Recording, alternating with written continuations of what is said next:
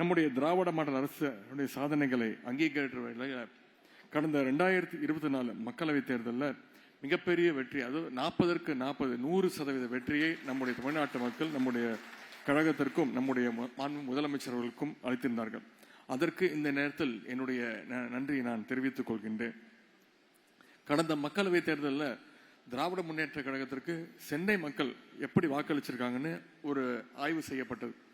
அந்த டேட்டாவுடைய வெளியான அந்த ஆய்வில் அடித்தட்டு மக்கள், நடுத்தர வர்க்க மக்கள் வாழ்கின்ற பகுதிகளில் கழகத்திற்கு மிகப்பெரிய ஒரு வரவேற்பு வாக்குகள் வந்திருக்குன்னு சொல்லப்பட்டிருந்துச்சு.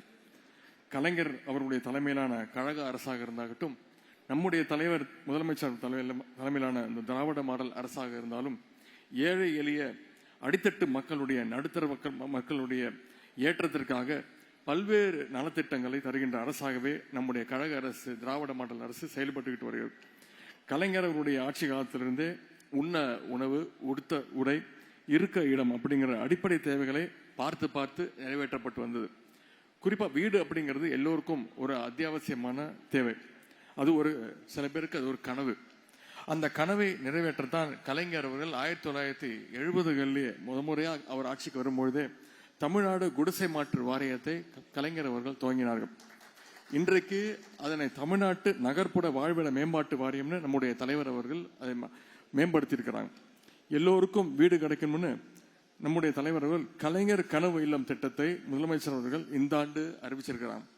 தமிழ்நாடு நகர்ப்புற வாழ்விட மேம்பாட்டு வாரியம் மற்றும் தமிழ்நாடு வீட்டு வசதி வாரியத்தின் சார்பாக தொடர்ந்து குடியிருப்புகள் அடுக்குமாடி குடியிருப்புகள் கட்டப்பட்டு ஒதுக்கீடு செய்யப்பட்டு வருகின்றது.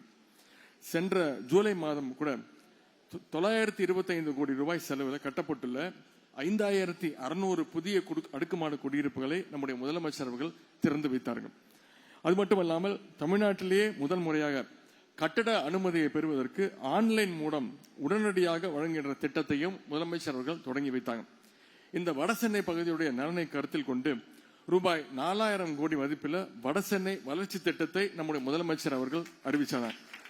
வடசென்னை வளர்ச்சி திட்டத்தின் கீழும் பல்வேறு இடங்கள்ல அடுக்குமாடி குடியிருப்புகள் உருவாக்கப்பட்டு மக்களிடம் வழங்கப்பட உள்ளன. இன்னும் சொல்லப்போனா வடசென்னையினுடைய முகத்தையே இந்த திட்டம் மாத்த போகுதுன்னு சொன்னா அது மிகப்பெரிய பெருமை. வீடு எவ்வளவு முக்கியமோ அதே அளவு அந்த வீட்டுக்கான பட்டாவும் முக்கியம். அந்த வகையில் பார்த்தா உங்க ஒவ்வொருவருக்கும் இந்த நாள் மிக மிக மகிழ்ச்சியான முக்கியமான நாள். ஏன்னா பட்டா வேணும் அப்படிங்கிற உங்களுடைய பல வருஷ கனவு இன்றைக்கு நினைவாக இருக்கு. குறிப்பா சென்னையில நானும் நம்முடைய முதலமைச்சர் அவர்களும் மக்களவை தேர்தல் பிரச்சாரத்தில் ஈடுபட்ட பொழுது முதலமைச்சர் அவர்களுடைய அறிவுரைப்படி உங்களுக்கெல்லாம் ஒரு வாக்குறுதியை கொடுத்திருந்தோம். சென்னையில பட்டா பிரச்சனை பல வருஷமா இருக்கு. அப்படி பட்டா கிடைக்காம இருக்கவங்களுக்கு நிச்சயம் பட்டா வழங்க நடவடிக்கை எடுக்கப்படும் அப்படின்ற அந்த வாக்குறுதியை நான் அளித்திருந்தேன். தேர்தல் முடிவுகள் வந்து 3 மாதம் தான் ஆகியிருக்கு. இந்த 3 மாதத்துக்குள்ளேயே முதலமைச்சர் அவர்கள் உங்களுக்கு கொடுத்திருக்கக்கூடிய வாக்குறுதியை செயல்படுத்தியிருக்கிறார், நிறைவேற்றிருக்கிறார். பல வருஷமா பட்டா இல்லாம இருந்தவங்களுக்கு இன்னைக்கு நம்முடைய திராவிட மாடல் அரசு பட்டா வழங்கி இருக்கு. இந்த பட்டா பிரச்சனையை உண்மையாவே கையில் எடுத்தப்போ உண்மையை சொன்னா இதை எப்படி தீர்க்க போறோம் அப்படின்ற பல சந்தேகங்கள் இருந்தது, மலைப்பா இருந்தது.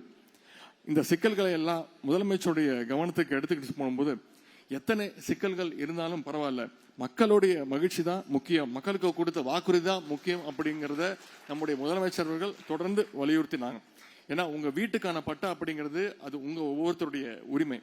அதனாலதான் இந்த சிக்கல்கள்லாம் தீர்த்து வைக்கிறதுக்கான பரிந்துரை வழங்குறதுக்கு ஒரு குழுவை நம்முடைய முதலமைச்சர் அவர்கள் அமைச்சாங்க.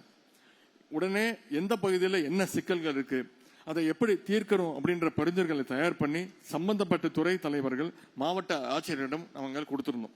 இதன் காரணமா தான் இன்னைக்கு 28,848 பயனாளிகளுக்கு பட்டாக்கள் தயாரான நிலை இருக்கு. திருவொற்றியூர் தொகுதியில் மட்டும் 7000 பட்டாக்கள் தயாராக இருக்கு. அதுல இன்னைக்கு 2000 பட்டாக்களை இன்னைக்கு கொடுக்க இருக்கின்றோம். சென்னையில் இப்படி தயார் செய்யப்பட்ட பட்டாக்கள் எல்லா சட்டமன்ற தொகுதிகளிலும் அந்தந்த சட்டமன்ற உறுப்பினருக்கு மூலமா விரைவில் வழங்கப்பட இருக்கின்றது. நம்முடைய திராவிட மாடல் அரசுடைய முயற்சியால இன்னைக்கு உங்க ஒவ்வொருத்தர் கையிலையும் உங்களுடைய வீட்டுமனை பட்டாக்கள் கொடுக்க இருக்கின்றோம். நம்முடைய திராவிட மாடல் அரசு இன்னைக்கு இருக்கின்ற மக்களுக்கு மட்டுமல்லாமல் தமிழ்நாட்டின் எதிர்கால சந்ததிக்கும் சேர்த்து சிந்திக்குதுன்ற அப்படிங்கிற முதலமைச்சர் அவர்கள் அடிக்கடி சொல்லுவாங்க. அதற்கு ஒரு சிறந்த உதாரணம் தான் இந்த பட்டா வழங்குகின்ற நிகழ்ச்சி. இவ்வளவு நாள் சொந்த வீடா இருந்தாலும் பட்டா இல்லையேன்ற ஒரு கவலையும் கலக்கமும் உங்களுக்கு இருந்திருக்கும். இனி அந்த பிரச்சனை உங்களுக்கு கிடையாது. நம்முடைய திராவிட மாடல் அரசு இன்னைக்கு எண்ணற்ற திட்டங்களை செயல்படுத்திக்கிட்டு இருக்கு. மகளிருக்கு கட்டணமில்லா பேருந்து பயண திட்டம் மூலம் 520 கோடி பயணங்களை மகளிர் மேற்கொண்டிருக்காங்க. ஒவ்வொரு மகளிரும் கிட்டத்தட்ட மாதம் 1000 ரூபாய் இந்த விடியல் பயணம் மூலமா சேமிக்கின்றாங்க. மகளிரோட சுமையை குறைக்கின்ற வகையில முதலமைச்சருடைய காலை உணவு திட்டத்தை நம்முடைய முதலமைச்சர் அவர்கள் அறிமுகம் செஞ்சாங்க. இந்த திட்டத்தை ஊரக பகுதிகளில் இருக்கிற அரசு உதவி பெறும் தொடக்க பள்ளிகளுக்கும் நம்முடைய முதலமைச்சர் அவர்கள் விரிவாக்கம் செஞ்சிருக்கிறாங்க. இதன் மூலம் முதலமைச்சர் காலை உணவு திட்டம் மூலம் ஒவ்வொரு நாளும் 20 லட்சம் குழந்தைகள் இந்த திட்டத்தின் மூலம் பயன்பெற்று இருக்காங்க. அதே போல புதுமை பெண் திட்டம் மூலமா அரசு பள்ளியில படிச்சு உயர்கல்வி படிக்கின்ற 3,25,000 மாணவிகளுக்கு மாதம் 1000 ரூபாய் கல்வி ஊக்கத்தொகை வழங்கப்படுகின்றது. அதே போல தமிழ் புதல்வன் திட்டம், அந்த மூலம் அரசு பள்ளிகளில் படிச்சு உயர்கல்வியில் சேர்ந்துள்ள 3 லட்சத்துக்கும் மேற்பட்ட மாணவர்கள் மாதம் 1000 ரூபாய் கல்வி ஊக்கத்தொகை பெறுகிறாங்க. இது எல்லாற்றை விட மிக முக்கியமான திட்டம்னா கலைஞர் மகளிர் உரிமை தொகை திட்டம். இந்த திட்டம் பெண்கள் மத்தியில மிகப்பெரிய வரவேற்பை பெற்றுட்டு இருக்கு. கிட்டத்தட்ட 1,16,00,000 மகளிர் சென்ற செப்டம்பர் மாதம் தொடங்கி இன்றைக்கு இந்த செப்டம்பர் மாதம் மூலம் 12 மாதங்களா மாசம் 1000 ரூபான்னு இதுவரைக்கும் ஒவ்வொரு மகளிரும் 12,000 ரூபாய் கலைஞர் மகளிர் உரிமை தொகை மூலம் பயன்பெற்று இருக்கிறாங்க. இப்படி நம்முடைய அரசு தமிழ்நாட்டையும் தமிழ்நாட்டு மக்களுடைய வளர்ச்சியும் அடுத்த கட்டத்துக்கு எடுத்து போகின்ற வகையில எண்ணற்ற திட்டங்களை செயல்படுத்திட்டு வந்துட்டு இருக்கு. இந்த திட்டங்களுடைய காரணத்தால் தான் தமிழ்நாடு அரசு இன்றைக்கு வறுமை ஒழிப்பு, மகளிர் முன்னேற்றம், தரமான கல்வி, சுகாதாரம் உள்ளிட்ட 13 துறைகள்ல இந்தியாவிலேயே முதலிடம் பிடிச்சிருக்கு நம்முடைய தமிழ்நாடு. நம்முடைய திராவிட மாடல் அரசினுடைய சாதனைகள் ஒன்றாதான் இன்றைக்கு உங்களுக்கு எல்லாம் வீட்டுமனை பட்டாக்கள் வழங்கப்பட்டிருக்கு. நீங்க எல்லாம் கழக அரசினுடைய திட்டங்களுடைய பயனாளிகள் மட்டுமல்ல, நீங்க அத்தனை பேரும் இந்த திட்டங்களுடைய பங்கேற்பாளர்கள். திராவிட மாடல் அரசுடைய சாதனை திட்டங்களை எல்லாம் நீங்க உங்களுடைய குடும்பத்தினருக்கு, உங்களுடைய உற்றார் உறவினருக்கு, நண்பருக்கு எடுத்து செல்ல வேண்டும். இந்த அரசினுடைய பிராண்ட் அம்பாசிடர்ஸாக மக்களாடிய நீங்கள் தான் இருக்க வேண்டும். இந்த திராவிட மாடல் அரசு தொடர்ந்து உங்களுக்கும் உங்களுடைய அடுத்தடுத்த தலைமுறைக்கும் உழைக்க தயாராக உள்ளது. எங்களை நீங்கள் பயன்படுத்திக் கொள்ளுங்கள், இந்த அரசை பயன்படுத்திக் கொள்ளுங்கள். இந்த பட்டாக்களை தயார் செய்ய இரவு பகல் பார்க்காமல் உழைத்துக் கொண்டிருக்கக்கூடிய மாண்புமிகு அமைச்சர் பெருமக்கள், சட்டமன்ற உறுப்பினர்கள், சிறப்பு திட்ட செயலாக்கத்துறை செயலாளர் திரு டேரஸ் அகமது IAS அவர்கள், பட்டா வழங்குவதில் உள்ள சிக்கல்களை தீர்ப்பதற்காக அமைக்கப்பட்ட குழு மற்றும் அந்த குழுவினுடைய சிறப்பு அதிகாரியான திரு மதுசூதன் ரெட்டி IAS அவர்கள், மாவட்ட ஆட்சியர் மற்றும் அதிகாரிகள் அனைவருக்கும் என்னுடைய பாராட்டுகளையும் நன்றியும் நான் தெரிவித்துக் கொள்கின்றேன். வீட்டுமனை பட்டா பெற்ற அத்தனை பேருக்கும் என்னுடைய அன்பையும் வாழ்த்தையும் தெரிவித்து மீண்டும் இந்த வாய்ப்புக்கு நன்றி கூறி விடைபெறுகின்றேன். நன்றி, வணக்கம்.